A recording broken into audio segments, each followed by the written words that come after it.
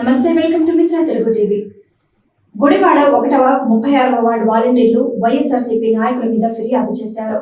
బలవంతంగా మమ్మల్ని రాజీనామాలు చేయించారన్నారు. సేవ చేసే వాలంటీర్స్ ని పార్టీ ప్రచారాలకు వాడుకుని ఇప్పుడు ఫోన్లు కూడా స్పందించడం లేదని అన్నారు. వికలాంగురాలైన నన్ను మోసం చేశారని గౌరవ సీఎం చంద్రబాబు నాయుడు తనకు న్యాయం చేయాలని వేడుకున్నారు. 36వ వార్డు వాలంటీర్లు ఆవేదన వ్యక్తం చేస్తూ, నేను నా భర్త వికలాంగులమని, ఇద్దరు ఏదో విధంగా జీవనం సాగిస్తున్నామని బలవంతంగా రాజీనామాలు చేయించారని ఇప్పుడు దేనికి స్పందించడం లేదని వాపోయారు.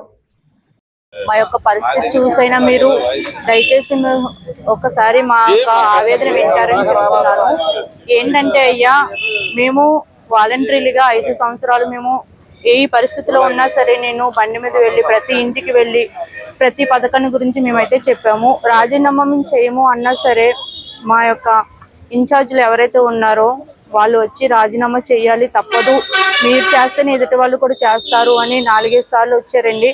నేను హ్యాండిక్యాప్డ్ పర్సన్నే, మా వారు కూడా హ్యాండిక్యాప్డ్ పర్సన్. ఆయన కూడా మాకేం ఆధారం లేదండి. ఇచ్చే 5,000 కోసం మేము వాలంటీర్లుగా చేసుకునే వాళ్ళము.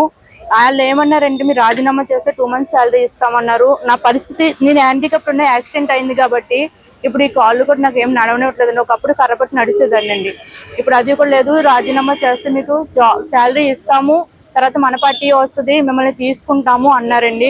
అప్పుడు కూడా మేము అడిగామండి, మాకు ఇంకే ఆధారం లేదండి, మాకు భరోసా ఇవ్వండి, మేము రాజీనామా పెట్టమని అన్నా సరే మీరు పెట్టండి, మేము చూసుకుంటాము అన్నారండి. ఇప్పుడు మేము ఎలక్షన్ కోడ్ ముందు నుంచి అడుగుతున్నామండి. ఎలక్షన్ లో 2 months శాలరీ కూడా ఇవ్వలేదు. ఎలక్షన్ కౌంటింగ్ ముందు రోజు కూడా మేము శాలరీ గురించి అడిగామండి, అప్పుడు ఏమీ చెప్పలేదు. ఇప్పుడు కూడా మేము వాళ్ళ శాలరీ గురించి అడిగితే ఎవరు ఏం మాట్లాడలేదు. ఇప్పుడు మా జాబుల గురించి అడిగితే వైసీపీ వాళ్ళని ఒక్క సమాధానం కూడా ఎవరు ఏమి చెప్పట్లేదండి. ఇప్పుడు మేము కోరేది ఒకటండి, రాజీనామా చేసిన మా యొక్క ఆవేదన మీరు ఒకసారి వినండి. మాకు ఆధారం ఏమీ లేదు. మా దయవృత్తాలు వచ్చి నారా చంద్రబాబు నాయుడు గారికి, పవన్ కళ్యాణ్ గారికి, లోకేష్ గారికి మా విన్నపాన్ని వినిపించుకుంటున్నాము. ఇది నేను అందరి తరఫున ప్లస్ నా పర్సనల్ గా కూడా చెప్తున్నానండి. మేమిద్దరు హ్యాండిక్యాప్, మాకు ఏ ఆధారం లేదు కాబట్టి మా జాబులు మాకు ఇప్పించవలసిందిగా కోరుచున్నామండి. ఎందుకంటే మేము రాజీనామా చేసామండి, కానీ పార్టీ వైజ్ గా మేము ఎప్పుడు కూడా చేయలేదు. ప్రభుత్వం ఇచ్చిన పథకాలు ప్రభుత్వం తరపునే మేము ఏదైనా సేవ చేసాము. వాళ్ళు వచ్చి బెదిరించారు తప్పనే మేము రాజీనామా చేసాము, కానీ వైసీపీ పార్టీ తరపున మేము వాళ్ళకి ఇది ఓటేని మేమైతే తిరిగి చెప్పింది అయితే ఏమీ లేదండి. ఇదండి మా పరిస్థితి. అయితే దయచేసి మా మీద కూడా మీరు దయ ఉంచాలని, మా వారేనండి ఆయన కూడా వాలంటరీగానే చేశారు, దయచేసి మా దాని మీద ఆధారపడి ఉన్నామండి. మాకు జాబ్ ఇప్పించవలసిందిగా, మా విధులు మమ్మల్ని తీసుకోవాల్సిందిగా కోరి ప్రార్థిస్తున్నాం. మేము నాగర్పాడు 36వ వార్డు నుంచి వచ్చాం. నా పేరు వద్దగిరి జ్యోతి. మేము 36వ వార్డు వాలంటీర్గా కొన్ని సంవత్సరాల విధులు నిర్వహించానండి.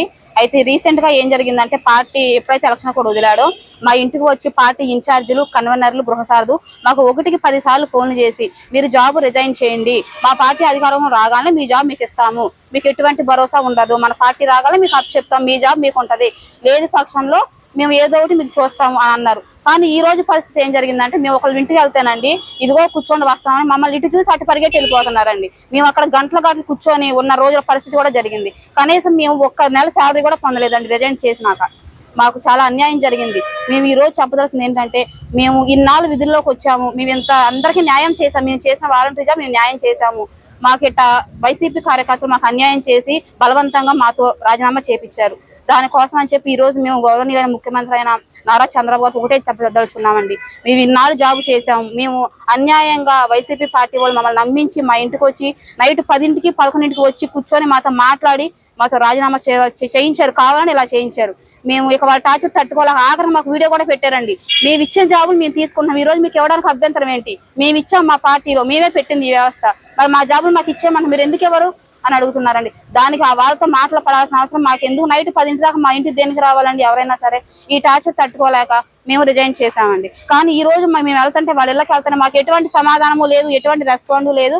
సరే కనీసం ఫోన్ కాల్ కూడా లిఫ్ట్ చేయని పరిస్థితి అండి. ఇప్పుడు మా పరిస్థితి ఏంటి? మేము నారా చంద్రబాబు నాయుడు ఒకటే అడుగుతున్నామండి, మా మీద దయ ఉంచి, మా యందు దయ ఉంచి మా జాబులు మాకు ఇప్పించవలసిందిగా గౌరవనీయులైన నారా చంద్రబాబు నాయుడు గారికి, నారా లోకేష్ గారికి, అలాగే పవన్ కళ్యాణ్ గారికి ఒకటే అడుగుతున్నామండి, మా జాబ్ మాకు ఇప్పించవలసిందిగా, మేము న్యాయం చేయవలసిందిగా టీడీపీ పార్టీని కోరుతున్నాము. మేము వెళ్ళామండి, వాళ్ళ ఇంటికి వెళ్ళామండి. మా శాలరీ పడలేదు, ఏంటి సార్ పరిస్థితి అన్నారు. ఒక మాట చెప్పారండి, మాకు రిజైన్ చేసే ముందు ఏమన్నారంటే, మీరు రిజైన్ చేయండి, మీకు 2 నెలల జీతం 10,000 మేము ఇస్తామన్నారు. కానీ ఈ రోజు మాకు ఒక్క రూపాయి కూడా మాకు ఇవ్వలేదండి. ఒక్క రూపాయి కూడా మేము తీసుకోలేదు, ఎవరం కూడా ఒక్క రూపాయి కూడా మేము తీసుకోలేదు. మాకు న్యాయం చేయాల్సిందిగా మేము టీడీపీ అభ్యర్థులను ఒకటే కోరుచున్నామండి. ఇది కూడా మేము రిజైన్ చేసిన లెటర్స్. మేము ఏ పార్టీ తరఫున మేము పని చేయట్లేదండి, మా వాలంటరీ వ్యవస్థను మేము చేసామండి. మేము న్యాయం చేయాలని వచ్చాము, అట్లా చేసాము.